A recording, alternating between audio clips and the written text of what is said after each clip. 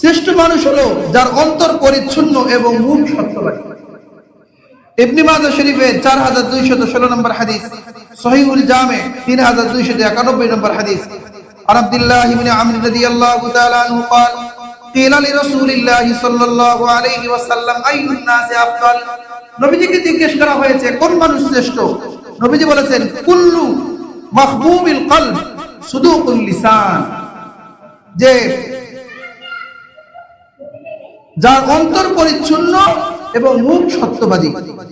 তো তারা বললেন যে সুদুকুল লিসান নারিফুহু, যে সত্যবাদী এটা আমরা বুঝলাম, কিন্তু ফামা মাহবুবুল কলব, যে অন্তর পরিচ্ছন্ন এটার ব্যাখ্যা কি? নবীজির ব্যাখ্যা দিলেন হুয়া তাকিয়ুন নাকিয়ু লা ইসমা ফীহি ওয়ালা বাগিয়া ওয়ালা গিল্লা ওয়ালা হাসাদ।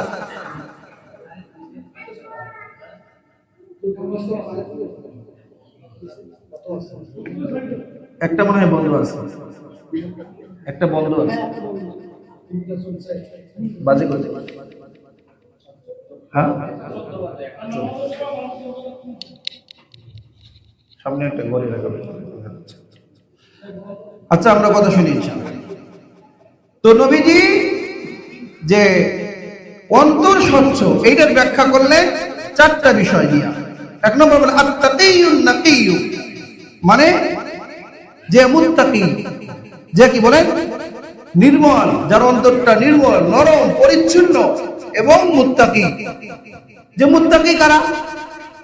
আল্লাহ বলেন লা ইসমা ফীহি, যার কোনো কি নাই, পাপ নাই, সে সর্বপ্রকার গুনাহ থেকে বেঁচে থাকে, সগীরা কবিরা সকল প্রকার গুনাহ থেকে বেঁচে থাকে। ওয়ালা বাগিয়া, যে বাগাড়ম্বর বা জুলুম তার মধ্যে নাই। ওয়ালা গিল্লা, যার মধ্যে কোনো খেয়ানত নেই। ওয়ালা হাসাদা, যার অন্তরে কোনো বিদ্বেষ নেই। মানে এই চারটা গুণ যার মধ্যে থাকবে, যে তার অন্তরটা হলো নির্মল এবং স্বচ্ছ।